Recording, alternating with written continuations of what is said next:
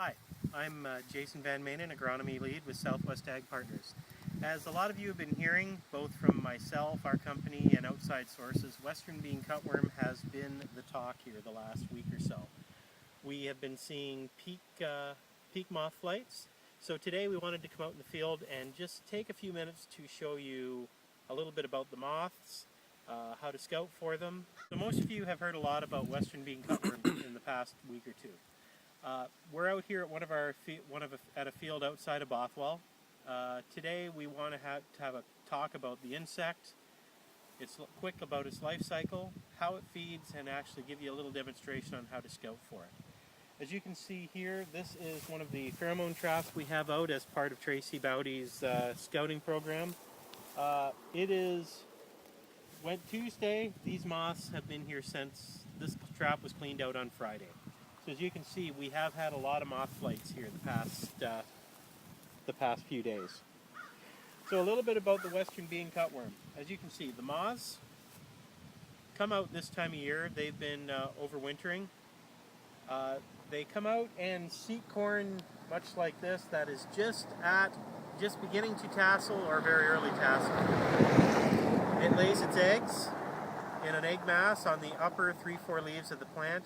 In about 4 to 6 days, the eggs will hatch, and the larva will go up to the tassel to feed, and then come back down to feed on both the silks and the cob. This insect does not feed on the green tissue, which is why they're quite dangerous. They tend to do a lot of cob feeding, which affects grain quality and yield. So what we'll do is we will go into the field and just show you, if you want to yourself, how to do a quick scout for Western Bean Cutworm.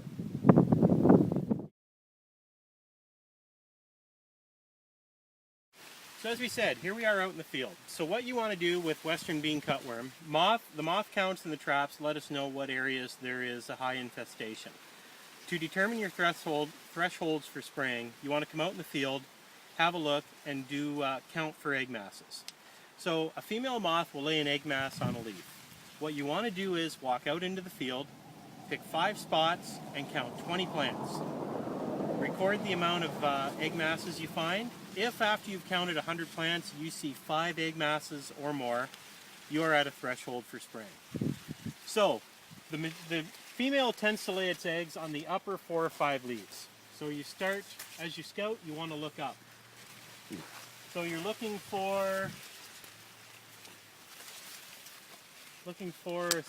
you can oftentimes see the shading. Okay, like right here. If we look right there, you'll see the shading of the leaves. So we'll bring this down. As you can see here, this is a Western Bean Cutworm egg mass. They start out as white, and as they get closer and closer to hatching, they become purple. I would think some of this, if not all, has already hatched. So what's happened is those larvae will be making their way up once they hatch to feed on the tassel, or coming down here to start feeding on the silk. So, as I said, once you've determined you have 5 or more, look at your varieties. Varieties such as containing Herculex, Viptera, or Smart Stack genes tend to have a fairly good resistance to Western Bean Cutworm. You may not have to spray these. If you have any other types of genetics and you're finding 5 or more, spraying may be something you want to consider. If you have any questions as far as Western Bean Cutworm or how to scout for them, you can give your Southwest Ag or Veritas Agronomy team a call at the Chatham office. Thanks.